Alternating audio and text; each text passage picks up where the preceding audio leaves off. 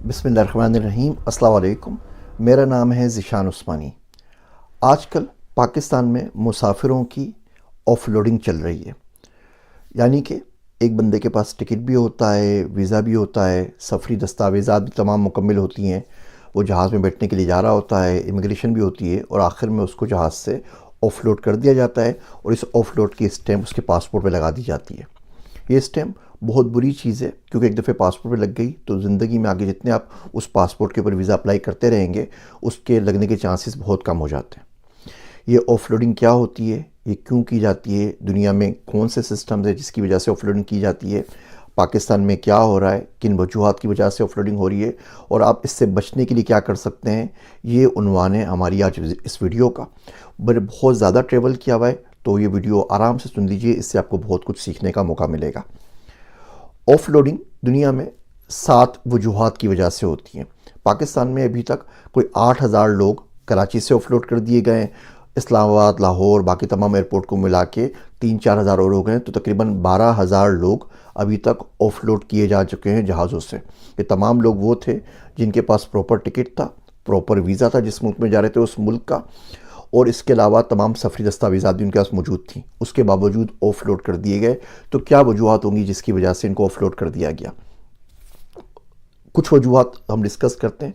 पहली वजह तो ये है कि यूएई ने, मुत्तहिदा अरब इमारात ने पाकिस्तानी गवर्नमेंट से शिकायत की है कि आपके लोग यहाँ पे आके बहुत सारे उल्टे सीधे काम करते हैं, तो ऐसे लोगों को यहाँ ना भेजिए, जिनका कोई भी क्रिमिनल रिकॉर्ड हो, जिनका कोई ना कोई मसला हो, उन लोगों को यहाँ ना भेजिए, अपने पास ही रोक लीजिए। तो इसी तरीके से शिकायत सऊदी अरब ने की है। यहाँ पे लोग आके आपका आइस का नशा करते हैं और बेचते हैं, नशे की चीज़ों में इन्वॉल्व होते हैं, जाली इकामा बनाते हैं, जाली पासपोर्ट बनवाते हैं, जाली ड्राइविंग लाइसेंस बनाते हैं, और कुछ नहीं तो यहाँ पे भीख मांगने लग जाते हैं। तो उनको भी आप ऑफलोड कर दिया करें, हमारे पास ना भेजा करें। अब ये जो रिस्पॉन्सिबिलिटी है कि कौन बंदा वहाँ जाके भीख मांगेगा या नहीं मांगेगा, गलत काम करेगा या नहीं करेगा, बजाय इसके कि होस्ट कंट्रीज़ अपने पे लें, उन लोगों ने हमें बोल दिया। और ज़ाहिर बात है, जो ऊपर से हुक्म आ जाए तो बादशाह सलामत का, वो हमारे लिए सर आँखों के ऊपर होता है, तो उसको फॉलो करना पड़ता है। जनरली जो ऑफलोडिंग, तो इसकी वजह से बहुत ज़्यादा सख्ती कर रही है एफआईए। जनरली जो ऑफलोडिंग होती है उसकी 7 वजूहत होती हैं। पहली वजह ये होती है कि आपके डॉक्यूमेंट में कोई ना कोई मसला हो। मिसाल के तौर पे आप जा रहे हैं और आपके डॉक्यूमेंट्स पूरे नहीं हैं, आपका पासपोर्ट 6 महीने से पहले एक्सपायर हो रहा हो, आपका जो वीज़ा है वो जाली लगा हुआ हो। बहुत सारे अफ़गान नेशनल्स हैं, अफ़गानिस्तान के हालात आपको पता है, उन्होंने किसी ना किसी तरीके से 20 साल पहले, 15 साल पहले पाकिस्तान के अगर कोई शनाख्ती कार्ड बनवा लिए थे, फिर डॉक्यूमेंट बनवा लिए थे, पासपोर्ट बनवा लिए थे, उनके पास पाकिस्तानी पासपोर्ट भी है और साथ में छुपा के उन्होंने अफ़गानी पासपोर्ट भी रखा हुआ है, तो ये तो पक्का पक्का है। इस किस्म के कोई भी डॉक्यूमेंट्स निकलेंगे जिसमें फॉर्जरी हुई हो, जिसके अंदर कोई झूठ बोला गया हो, कोई फेक डॉक्यूमेंट हो, फेक वीज़ा हो, कोई भी और चीज़ फेक बनाने की कोशिश की गई हो, तो ये पहला बिल्कुल क्या कहते हैं लीगल रीज़न होता है, जायज़ तरीका होता है, किसी भी बंदे को आप ऑफलोड कर सकते हैं। दूसरी वजह ऑफलोड करने की होती है ओवर बुकिंग। अच्छा, ये पूरी दुनिया के अंदर होती हैं सारे के सारे तरीके से, पाकिस्तान में नहीं, सारी दुनिया में होते हैं, कहीं कम कहीं ज़्यादा। ओवर बुकिंग इस तरीके से होती है कि जहाज़ में मिसाल के तौर पे अगर 100 सीटें हैं, तो एयरलाइन वाले क्या करेंगे, 105 110 सीटें भेज देंगे, क्योंकि उनको पता है कि इन टाइम के ऊपर, लास्ट मोमेंट के ऊपर किसी की गाड़ी का टायर पंक्चर हो जाएगा, कोई शारा फैसल में फंस जाएगा, किसी की बीमारी हो जाएगी, किसी की कुछ और हो जाएगा, किसी की कोई ज़रूरत आ जाएगी, कोई लेट हो जाएगा, तो एयरपोर्ट के ऊपर 90-95 पहुँचेंगे। तो उसका फ़ायदा ये होता है कि वो 100 प्लेन के बदले 110 टिकटें भेज देते हैं। 10 टिकटों का फ़ायदा होता है, और लोगों ने तो वही आ रहा है, 90-95 आना है। लेकिन कभी कभी ऐसा होता है कि वो 100 से ज़्यादा लोग आ जाते हैं। 110 की बुकिंग की और 110 के 10 पहुँच गए, 110 की बुकिंग की और 100 की गुंजाइश थी और 105 पहुँच गए। अब इस सूरत के अंदर वो क्या करते हैं, वो उनको इनवॉलेंटरीली बोलते हैं कि जी आप ऑफलोड हो गए, प्लेन भर गया, आप अगली जहाज़ में आए, आपको रीस्केड्यूल कर देते हैं। अमेरिका में हुआ था, डेल्टा का एक वाक़या बड़ा मशहूर हुआ था। उस सूरत में डेल्टा ने कोई $10,000 पैसेंजर को दिए थे। हम कभी जा रहे हो और फ्लाइट हमारी मिस हो जाए, और मिस इस तरीके से हो कि पहली फ़्लाइट हमारी लेट हो गई, और एयरलाइन की गलती थी, हमारी गलती नहीं थी, हम टाइम पर एयरपोर्ट पहुंचे थे और आगे वाला कनेक्शन मिस हो गया। अब एयरलाइन वाले क्या करेंगे, उसको रीस्केड्यूल भी करेंगे, हमें आसपास में किसी अच्छी जगह पे कोई अच्छा मैट वगैरह कोई होटल भी करवा के देंगे, और वहाँ पे हमें जाने की ट्रांसपोर्टेशन भी देंगे, खाना भी देंगे, और खाने पीने के वाउचर भी दे देंगे। और ये बहुत रूटीन की बात है। अगर आप यूरोप के अंदर कहीं भी ट्रेवल कर रहे हैं और आपकी फ़्लाइट 4 घंटे से ज़्यादा डिले हो जाए, और अच्छे खासे देते हैं, कभी कभी पूरे के पूरे टिकट के पैसे वापस कर देते हैं। मैं तो जब यूरोप ट्रेवल करता हूँ तो दुआ मांगता हूँ कि फ़्लाइट लेट हो जाए 4-5 घंटे, पूरे के पूरे इंटरनेशनल फ़्लाइट के पैसे वापस मिल जाते हैं। हमारे पास वो कानून वगैरह नहीं है, लेकिन ओवर बुकिंग जो है वो पूरी दुनिया में होती है, पाकिस्तान में खाली नहीं है। लेकिन हर दफ़े नहीं होता, कभी कभार होता है। ऐसा कभी नहीं होता कि आपने टिकटें आपके पास हैं, आपने 105 बेची और 105 के 105 ही वहाँ पर नाजिल हो जाएं। तो ये होता है, कभी कभार होता है, इसमें कोई बड़ा मसला नहीं है। तीसरा जो वजह है ऑफलोडिंग की, वो है अनरूली पैसेंजर्स। पैसेंजर होते हैं वो बदतमीज़ी शुरू कर देते हैं। अभी कुछ दिन पहले आपने देखा था, वाक़या हुआ था कुछ अरसे पहले, कुछ महीनों पहले, उस कोयटा के साबिक वो थे कमिश्नर, डिप्टी कमिश्नर इफ्तिखार जोगीज़ई, उनकी बेटी थी साइमा जोगीज़ई, उन्होंने एयर होस्टेस को मुक्का मार दिया था, उसकी नाक से खून निकल गया था, दांत तोड़ दिया था। अब उनको दरवाते उठा के बाहर फेंकना पड़ा। तो इसकी वजह से अगर कोई पैसेंजर बदतमीज़ी कर रहा है, आपने एक और वीडियो वायरल देखी होगी कि पेशावर से कहीं से बच्चा चला था, उसकी ज़हनी हालत ख़राब थी, कभी वो चीखे मार रहा था, कभी वो जो फ़्लाइट की जो खिड़की थी उसके ऊपर लाते मार रहा था, कभी कुछ फेंक रहा था, कभी कुछ फेंक रहा था, उसको बांध के उन्होंने जहाज़ के अंदर बिठा दिया था। तो कभी कोई पैसेंजर बहुत ज़्यादा बदतमीज़ी करे, कोई नशे के अंदर हो, इंटरनेशनल फ़्लाइट्स भी इस तरीके से उनको इमरजेंसी लैंडिंग करनी पड़ती है कि कोई भी पैसेंजर हो, या तो बीमार हो जाए, कोई किसी को हार्ट अटैक हो जाए, कोई मरने पड़ा हो, तो फ़्लाइट को रोकना पड़ता है, उसको ऑफलोड करना पड़ता है। या कोई बहुत ज़्यादा अनरूली कोई बदतमीज़ हो, कोई थ्रेट दे रहा हो किसी भी किस्म की सिक्योरिटी की, जहाज़ को गिराने की, किसी को मारने की, या वो ऐसी बिला या किसी बदतमीज़ी कर रहा हो, लड़ पड़ा हो, नशे की हालत के अंदर हो, तो उनको ऑफलोड कर दिया जाता है। तो पहली सूरत में आपके पास डॉक्यूमेंट्स पूरे नहीं होते, दूसरी सूरत में ओवर बुकिंग होती है, तीसरी सूरत में जो पैसेंजर होता है, मुसाफिर होता है, वो बड़ा बदतमीज़ होता है। चौथी वजह होती है वीआईपी कल्चर। वीआईपी कल्चर में बाकी मुल्कों में तो वेस्टर्न कंट्रीज़ में इतना नहीं होता, हमारे मुल्कों में ज़्यादा होता है, गरीब ममालिक के अंदर।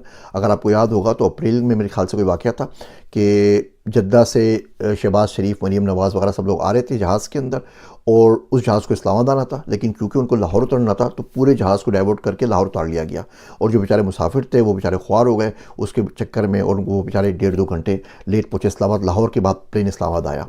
रहमान वली का वाक़या आप लोग भूल गए, वो मिनिस्टर ऑफ इंटीरियर थे, वो जहाज़ में लेट आए तो पूरा जहाज़ लेट हो गया, फिर लोगों ने नारेबाजी की, सब कुछ किया, फिर रहमान मलिक को आखिर में जहाज़ से ऑफलोड कर दिया गया। लेकिन ऐसा कभी कभार होता है कि इतनी ज़्यादा यकजहती में कमी नज़र आती है, अदरवाइज़ तो भेड़ों की तरह होती है, शेर एक आता है भेड़ उठा के ले आता है, बाकी भेड़ें खड़ी के देखती रहती हैं कि शुक्र है मैं ज़िंदा रहने के लिए एक दिन और मिल गया। अच्छा, तो डॉक्यूमेंट्स आपके वेरीफाई नहीं हो, या उसमें कोई मसला हो, ओवर बुकिंग हो, आपके पास अनरूली पैसेंजर्स हो, वीआईपी कल्चर हो, पांचवा तरीका होता है ईसीएल का। आपका नाम एग्जिट कंट्रोल लिस्ट के ऊपर है। ये दुनिया में हर मुल्क के अंदर होती है। अमेरिका में भी यहाँ पे नो फ्लाई लिस्ट बनी हुई होती है। कुछ बंदे होते हैं जिन्हें बदतमीज़ी की होती है, जिनका क्रिमिनल रिकॉर्ड होता है, जिसका पता होता है टेररिज्म से कोई ना कोई ताल्लुक रह चुका है, तो वो लोग ईसीएल में नो फ्लाई लिस्ट के अंदर डाल दिए जाते हैं। ये अमेरिका में भी होता है, जापान में भी होता है, बरतानिया में भी होता है, यूरोप में भी होता है, पाकिस्तान में भी होता है। तो अगर आपका नाम सिक्योरिटी एजेंसीज़ ने इसी लिस्ट में डाल दिया है तो सीधी सी बात है कि आप वहाँ से अपलोड हो जाएंगे। छठा तरीका होता है ह्यूमन ट्रैफिकिंग। कोई एजेंट होते हैं और एजेंट क्या करते हैं, वो लोगों के टिकट करवा देते हैं कि आप इस तरीके से जाओ, आप पेशावर से कराची पहुँचो, कराची से फ़्लाइट पकड़ो और निकल जाओ तुर्की, तुर्की से यूरोप भाग जाना, कहीं और भाग जाना। तो अगर शक हो जाए कि ये बंदा है, इसका जो पाथ है थोड़ा सा अनयूजुअल है, ये किसी न किसी एजेंट के थ्रू आया है, एक बंदे के पास एक डॉक्यूमेंट था, दूसरे बंदे के पास वही डॉक्यूमेंट, तीसरे के पास वही डॉक्यूमेंट, तो क्लियरली है कि एक ही एजेंट ने बना के सबको एक ही आइटिनरी चिपका दी है और सब कैसे उस सूरत के अंदर ऑफलोड कर दिया जाता है। फ़िलिपाइन में मसला शुरू हुआ था, बहुत सारे लोग जाके उधर भाग जाते थे। तो 2022 के अंदर फ़िलिपाइन ने कोई 32,404 लोगों को ऑफलोड कर दिया। इन्हीं तमाम में से किसी वजूहत की वजह से लोग चीखे, अदालत में गए। जब उनकी इन्वेस्टिगेशन में तो पता चला कि उसमें से सिर्फ 427 ऐसे लोग थे जो ह्यूमन ट्रैफिकिंग की वजह से जा रहे थे, बाकी तमाम के तमाम लोग बेकसूर थे। फिर उनकी असेंबली ने बिल पास किया कि उन तमाम लोगों को अगर ऑफलोड किया जाएगा तो उनकी जो गवर्नमेंट होगी वो उनके टिकट के पैसे वापस करेगी। अब पाकिस्तान में क्या चल रहा है? पाकिस्तान में 7वां तरीका चल रहा है। तो ये 6 तरीके हो गए, 7वां तरीका है प्रोफाइलिंग का। अच्छा, प्रोफाइलिंग क्या होती है कि आपको किसी भी वजह से स्पेशल ट्रीट किया जाए इस बेसिस के ऊपर कि आप कौन हैं, आपकी शक्ल कैसी है, आपने कपड़े कौन से पहने हुए हैं, आप लैंग्वेज कौन सी बोल रहे हैं, आप दिखने में कैसे लगते हैं, उसके ऐसे प्रोफाइल कर लिया जाए। मिसाल के तौर पे ये 4 बच्चे सक्खर से आए और सक्खर के लोग वहाँ जाके गायब हो जाते हैं, तो 5वां मुसाफिर सक्खर से आएगा तो इसको भी रोक लो, बिकॉज 4 इससे पहले जो कभी सक्खर से गए थे गायब होगा। तो यहाँ से आपने सुना होगा मुत्तहिदा अरब इमारात ने 23 शेरों की लिस्ट निकाली है जिसमें कुछ शेर बैन किए हुए हैं। हमारा सक्खर शेर भी उसमें शामिल था, मेरा सक्खर का पासपोर्ट है, वो भी बैन हो गया, वहाँ का वीज़ा नहीं मिलेगा। तो ये प्रोफाइलिंग होती है। अच्छा, इस मुल्क में जाके फ़ला किस्म के लोग, नस्ली के लोग बदतमीज़ी करते हैं, बदमाशी करते हैं, तो पूरे मुल्क के लोगों को स्पेशल स्क्रूटनी से गुजारा जाए। आपने भी देखें कल का वाक़या हुआ है वाशिंगटन DC के अंदर, अफ़गान नेशनल ने रहमानुल्लाह मलिक लकावानी कुछ नाम है उसका, तो उसने 2 नेशनल गार्ड्स को गोली मार दी।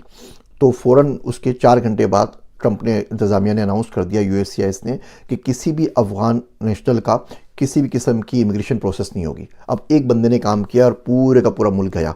77,000 बंदे तो बाइडन लेकर आया था, लाख 2 लाख और होंगे, तो 2.5-3 लाख जो भी अफगानी अमेरिका में रहते हैं, सबकी हर तरीके से ग्रीन कार्ड, इमिग्रेशन, नेशनलिटी रुक गई एक बंदे की गलती की वजह से। इसे प्रोफाइलिंग कहते हैं।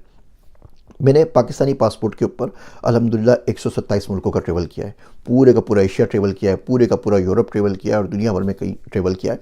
और इन तमाम प्रोफाइलिंग से बचूं कैसे, क्योंकि ज़ाहिर बात है बड़ा प्रॉब्लम था। मैं 2003 में पढ़ने के लिए आया, 9/11 हुआ था, गुजरे हुए 2 साल हुए थे। इस दाढ़ी वाली शक्ल के साथ, ब्राउन स्किन के साथ आना, तो हर जगह प्रोफाइल हो जाते हैं। तो इस पर मैंने बड़ा रिसर्च किया, बड़ी तहकीक की। 10 छोटी छोटी टेक्निक्स हैं, अगर आप उनके ऊपर अमल करें तो उम्मीद करता हूं कि ज़िंदगी में इस प्रोफाइलिंग का सामना ज़िंदगी में आपको कहीं नहीं करना पड़ेगा। हाँ, पाकिस्तान में कोई नई शर्त लगा दी है कि आप प्रोटेक्टर लेकर आएँ, आप स्किल्स का कोई सर्टिफिकेट लेकर आएँ, आप जाके बयान हल्फी लेकर आएँ, एफिडेविट लेकर आएँ 18-19 ग्रेड के ऑफिसर से, तो ज़रा बात है उसमें तो हम कुछ भी नहीं कर सकते। और इसके पीछे भी आप देखें तो कोई ना कोई होगा, कोई ना कोई सॉफ्टवेयर एजेंसी होगी, कोई ना कोई हाउस होगा सॉफ्टवेयर का, कोई ना कोई बड़ा मालिक होगा, CEO होगा, उससे कोई सॉफ्टवेयर बना लिया होगा और वो आपको नज़र आ जाएगा। 2-3 महीने में कहानी सामने आ जाएगी कि जी फलां प्रोफाइलिंग का सॉफ्टवेयर है, फलां सॉफ्टवेयर के ऊपर जाके रजिस्टर्ड कराओ तो सारे के सारे काम हो जाए। ये डेटा जो है ना, ये सारा कनेक्टेड है और ये बात हमारे मुल्क को भी अब समझ में आ चुकी है कि जितना डेटा हमारे पास होगा उतने हम सिक्योर भी होंगे और उतना लोगों का जूस भी निकाल सकते हैं। मैं आपको एक वाकया सुनाता हूँ। नादरा में किसी काम से गया कुछ साल पहले इस्लामाबाद के अंदर, तो वहाँ मोहल्ले की खातून आई हुई थी, वो बड़ी ज़ईफ़ बूढ़ी खातून थी, वो भी लाइन में लगी हुई थी, हम भी लाइन में लगे हुए थे, कुछ और भी लगे हुए थे। तो एक साहब आए, उन्होंने बोला उन बूढ़ी खातून को कि हो आप अम्मा, आपकी उम्र 80-85 साल है, आप कहाँ लाइन में धक्के खा रही हैं, आए मेरे साथ चले, मैं आपका काम करवा देता हूँ। मैं कहा चलो अच्छी बात है, कोई सिफारिश होगा काम हो जाएगा। तो वो उनको लेके करीब में कहीं जाके आपारा में कहीं था, वो एग्जीक्यूटिव सेंटर नादरा का, वहाँ ले जाने लगा। कह रहा मैं आपको एग्जीक्यूटिव सेंटर ले आता हूँ। तो मैंने उसको मना किया, भैया वहाँ मत ले जाओ, अम्मा को लाइन में खड़े रहने दो, जिससे मैं खड़ा हूँ इनको खड़े रहने दो। लेकिन उससे खैर ज़िद की, वो ले गया। मैं अब क्या बताता हूँ, तो ज़्यादा बात खुल के कर भी नहीं सकता था। खैर उसके बाद ये हुआ, वो एग्जीक्यूटिव सेंटर में गई, उनका काम आराम से हो गया। अगले महीने से उनकी BISP की इंस्टॉलमेंट ये थी बंद हो गई, जो बेनज़ीर इनकम सपोर्ट प्रोग्राम की। उन्होंने बोला जी अगर आपके पास इतने पैसे हैं कि आप एग्जीक्यूटिव टोकन ले सकें तो आप BISP क्यों ले रही हैं। अब वो बैठी हुई रो रही हैं। मैं कहा अम्मा मैंने तो आपको मना किया था, अब मैं ज़्यादा बात क्या करता, सारा डेटा कनेक्टेड है। अगर आपका रोशन डिजिटल अकाउंट है, अगर आपका US$ अकाउंट है, अगर आप एग्जीक्यूटिव सेंटर्स में आपने जाके कुछ किया है, पासपोर्ट की आपने अर्जेंट फीस देके बनवाया है, ये सारा डेटा उनके पास मौजूद है। इससे आपकी एक क्रेडिट वर्दीनेस, एक प्रोफाइल बनती है कि आप किस किस्म के आदमी हैं, आप बिजनेस ट्रेवल करते हैं नहीं करते हैं, क्या करते हैं क्या नहीं करते, तो सारा डेटा उनके पास मौजूद होता है। तो बहरहाल इस प्रोफाइलिंग से बचने के लिए, इसको अवॉइड करने के लिए 10 छोटी छोटी टेक्निक्स मैं आपको बताता हूँ। इस पर अगर आपने अमल कर लिया तो आपको बहुत ज़्यादा फ़ायदा होगा। पहली टेक्निक, पहला जो काम आपने करना है वो ये करना है कि आपने you need to carry all of your documents सारे के सारे आपके पास होने चाहिए। जहाँ जा रहे हैं, पूरी की पूरी फ्लाइट है, उसकी आइटनरी, उसका टिकट होना चाहिए। किस होटल में जा रहे हैं उस होटल की बुकिंग, क्रेडिट कार्ड की स्टेटमेंट, बैंक की स्टेटमेंट, अगर इकामा आपके पास है, अगर बस जॉब आपके पास लेटर है, आपका एंट्री एग्जिट लगा हुआ है नहीं लगा हुआ, पासपोर्ट एक्सपायर्ड नहीं है, आपका शनाख्ती कार्ड, बच्चे साथ में उनका निकोप है, कंप्यूटर शनाख्ती कार्ड है, घर के डॉक्यूमेंट, जितने डॉक्यूमेंट भैया रखने एक फाइल बना के रख लीजिए। डॉक्यूमेंट्स आपके पास पूरे होने चाहिए। ये पहला काम आपने करना है। दूसरा काम आपने ये करना है कि you need to know your story. आप कहाँ से आ रहे हैं, कहाँ जा रहे हैं, कितने दिन के लिए जा रहे हैं, क्या काम करने जा रहे हैं, इसमें कन्फ्यूजन ना हो। आपको ये ना पता हो आप कहाँ से आ रहे हैं, आपको ये नहीं पता हो कि एग्जैक्टली आप जा कहाँ रहे हैं, जाने के बाद रहेंगे किसके पास, किस होटल में रहेंगे, कितने दिन रहेंगे, कितने दिन बाद वापस आएंगे, वहाँ जाके करेंगे क्या। तो दुनिया का हर बंदा ज़रा बात है आपके ऊपर शक करेगा। इसका मतलब कुछ ना कुछ दाल में काला है, कुछ ना कुछ गड़बड़ है। दूसरी चीज़, नो योर स्टोरी। तीसरी चीज़, ड्रेस आपने अकॉर्डिंगली करना है। आप कहाँ जा रहे हैं। अब मैं मिसाल के तौर पर अमेरिका में यहाँ पे जाऊँ ट्रेवल करने के लिए, और यहाँ से मैं स्विट्ज़रलैंड की फ़्लाइट लूँ और मैं शलवार कमीज़ पहन लूँ और सिंधी टोपी पहन लूँ और अजरक पहन लूँ, तो ज़रा बातें मुझे हर एयरपोर्ट पे रोकेंगी ही ना। तो जैसा देश वैसा भेस भैया। आप जाएँ यहाँ पे तो इंटरनेशनल जा रहे हैं तो आप पेंट शर्ट पहन के जाएँ। अच्छा, हमारे लोग क्या करते हैं, उल्टा करते हैं। अब आप बंदा सफ़र में होता है तो सफ़र में वो पजामा सूट पहनता है, कोई ऐसे हल्के कपड़े पहनता है कि सफ़र गुजर जाए। 26 घंटे की फ़्लाइट है और भाई साहब ने टू पीस पहना हुआ है और टाई भी लगाई हुई है। 26 घंटे 24 घंटे कौन टाई लगा के बैठ सकता है। आप बिला वजह उसमें मार्क हो जाते हैं कि भैया ये कौन सा ड्रेस है, कौन करता है। तो हमारे पास होते हैं कुछ लोग बेचारे टू पीस पहन कर आए हुए होते हैं और कुछ शलवार कमीज़ में पूरा पगड़ बांध के आए हुए होते हैं कि उनको दूर से देख के वो बोलते हैं आबेल मुझे मार। तो इस ड्रेस का बहुत ज़्यादा ख्याल रखें। आप इस्लामाबाद एयरपोर्ट से उड़ रहे हैं तो अब लगने चाहिए कि भैया आप इस्लामाबाद एयरपोर्ट से उड़ रहे हैं। अगर आपने कोई वो अफ़गानी ड्रेस पहना हुआ है और कोई पता नहीं कौन सा बड़ी बड़ी शलवारें पहनी हुई है जागीरदारों की तरह, तो आपको नहीं रोकेंगे तो किसको रोकेंगे। चौथी चीज़ कि आपने नर्वस नहीं रखना। नए लोग जो होते हैं ना, बेचारे बड़े नर्वस होते हैं, कभी इधर देख रहे होते हैं, कभी उधर देख रहे होते हैं। वो सवाल पूछता है कि भाई आपका नाम क्या है, वो इतने बेचारे कंफ्यूज हो जाते हैं कि उनको अपना नाम समझ में नहीं आता कि नाम क्या बोलना है। तो नर्वस हुए तो आप मारे जाएंगे। पांचवी चीज़ आपने ये करनी है कि आपने अपने जो होमलैंड है उससे टाइज शो करने हैं। अगर आप जा रहे हैं तो जाके आप वापस क्यों आएंगे? आपकी बीवी यहाँ पर हैं, आपके बच्चे यहाँ पर हैं, आपका बिज़नेस यहाँ पर है। स्पेशली वो लोग जो टूरिस्ट वीज़ा के ऊपर जा रहे होते हैं, जो थोड़े अरसे के लिए जा रहे होते हैं, तो आपने टाइज जो है वो होमलैंड के साथ शो करनी है। अगर आपसे कोई सवाल पूछ ले तो कोई ऐसा आपने जवाब देना है कि उसको लग जाए कि बंदा जा रहा है, जाने के बाद वापस भी आएगा। अगला काम आपने ये करना है कि आपने जॉब हंट को मेंशन नहीं करना। आप क्यों जाने तो आपने ये नहीं बोला जी मैं जा रहा हूँ दुबई में, देखता हूँ जाके जॉब कौन सी है। ये वाला काम आपने बिल्कुल नहीं करना। जॉब हंट को बिल्कुल मेंशन नहीं करना। उसके बाद आप कोशिश करें नियर बाय एयरपोर्ट से फ्लाई करें। आप पेशावर में रहते हैं तो भैया पेशावर से फ्लाई करें ना। आपको कराची से आके फ्लाई करने का किसने बोला है? आप मुल्तान में रहते हैं तो लाहौर से फ्लाई करेंगे या मुल्तान से फ्लाई करेंगे। आप कराची, इस्लामाबाद में पेशावर से आके फ्लाई क्यों करेंगे? ये बिल्कुल रेड फ्लैग होता है। इसका मतलब ये किसी एजेंट ने आपको कुछ ना कुछ बोला है और जानबूझ के आपको सिस्टम को सर्क्यूमेंट करने के लिए कहीं से घुमा के आपको भेज रहा है। आपको आपकी ट्रैवल हिस्ट्री आपके पास होनी चाहिए। मिसाल के तौर पे आप अमेरिका जा रहे हैं, उससे पहले आप बोलें कि जी मैं 20 दफ़े, कभी कभी पासपोर्ट नया बनता है ना तो बिल्कुल फ्रेश होता है। तो पुराना पासपोर्ट तो इतना मोटा था, दुनिया भर की स्टैंप लगी हुई थी। अब नया पासपोर्ट नया बिल्कुल फ्रेश है, कोई स्टैंप नहीं लगी हुई। वो पूछेगा जी आप कहाँ जा रहे हैं, बरतानिया जाके क्या करेंगे? तो अगर उसको पता हो कि आप इससे पहले 20 दफ़े बरतानिया जा चुके हैं, 40 दफ़े अमेरिका जा चुके हैं, तो वो आपको नहीं रोकेगा। तो ट्रैवल हिस्ट्री का प्रिंट कर लें, पिछले पासपोर्ट साथ में रख लें, उनकी फ़ोटो कॉपी साथ में रख लें कि भाई मेरी पूरी की पूरी ट्रैवल हिस्ट्री है। इससे बहुत ज़्यादा फ़ायदा होता है। अगला काम आपने भैया ये करना है कि आपने उर्दू में बात करनी है। हमारे पास एयरपोर्ट के ऊपर वो बात पूछें, सीधी सीधी जो बात पूछें, प्लेन उर्दू के अंदर को समझा दीजिए। हमारे लोगों को पता नहीं क्या प्रॉब्लम है, वो टूटी फूटी अंग्रेज़ी बोलने की कोशिश करते हैं। बाहर से आते हैं तो ये सब अंग्रेज़ी बोलते हैं। अब सामने वाले को अंग्रेज़ी आती ही नहीं आती, आप अंग्रेज़ी बोल रहे हैं, बोलता है बेटा तू साइड पर आ। तो फ़िरौन बनता है। मैं सामने में तुझे बताता हूँ फ़िरौन किसे कहते हैं। और आखिरी जो उसूल है आपने याद रखना है, 10वां उसूल, वो ये है कि बी पोलाइट। यहाँ पे हमारा फ़िरौनों का माशरा है। हर शख्स में यकीन जानिए एक फ़िरौन छुपा बैठा हुआ है। वो हल्की सी आपकी चोट चाहिए उसको, उसकी अना को, और फ़िरौन निकल के बाहर आ जाएगा। गुबार होता है ना, पिन मारते हैं धड़ करके फट जाता है, तो सारी चलते फिरते गुबार हैं। तो हल्की सी आपकी आंच लग गई, उनको एक पिन लग गई तो ये फट जाएंगे। तो बिल्कुल कोई बहस ना करें, कोई कुछ ना करें, सर के बात करें, सर झुका के आराम से बात करें, नज़र झुका के। हाँ, आप को लग रहा होगा कि मैं आपको डरपोक बना रहा हूँ। भैया फ़्लाइट मिस करनी है तो जो चाहे करें, फाड़ें सर भी तो नहीं फटते आप लोगों से, इतनी तो हिम्मत किसी में है ही नहीं, तो करेंगे क्या? तो जो बोले वो बात सुन लीजिए, आराम से बात कीजिए। इन 10 छोटी छोटी चीज़ों पे आप अमल करते हैं तो उम्मीद रखिए कि ज़िंदगी में कहीं भी प्रोफाइलिंग के ऊपर परेशानी नहीं होगी। और ये बात मैं आपको 127 मुल्क घूमने के बाद बता रहा हूँ पाकिस्तानी पासपोर्ट के ऊपर, कि ये प्रोफाइलिंग आपकी नहीं होगी अगर आप इन 10 चीज़ों का ख्याल करेंगे। उम्मीद करता हूँ इस वीडियो से आपको वाज़ेह हो गया होगा कि पाकिस्तान में ऑफलोड मुसाफिर क्यों किए जा रहे हैं। ये 8-10 हज़ार जो लोग हो गए ऑफलोड हो गए, किन किन तरीक़ों से दुनिया में ऑफलोड किए जाते हैं, उनसे बचने के लिए आप क्या कर सकते हैं। अगर आपको ये वीडियो पसंद आई है और आप चाहते हैं इस ट्रैवल से मुतालिक इस तरह की मैं बहुत सारी वीडियोस बनाता रहूँ, इससे आपको ट्रैवल करना आसान हो जाए, वीज़ा लेना आसान हो जाए, तो मुझे कमेंट में ज़रूर बताइएगा। मेरे वास्ते दुआ कीजिएगा। मैं हूँ आप सबका ज़िशान उस्मानी।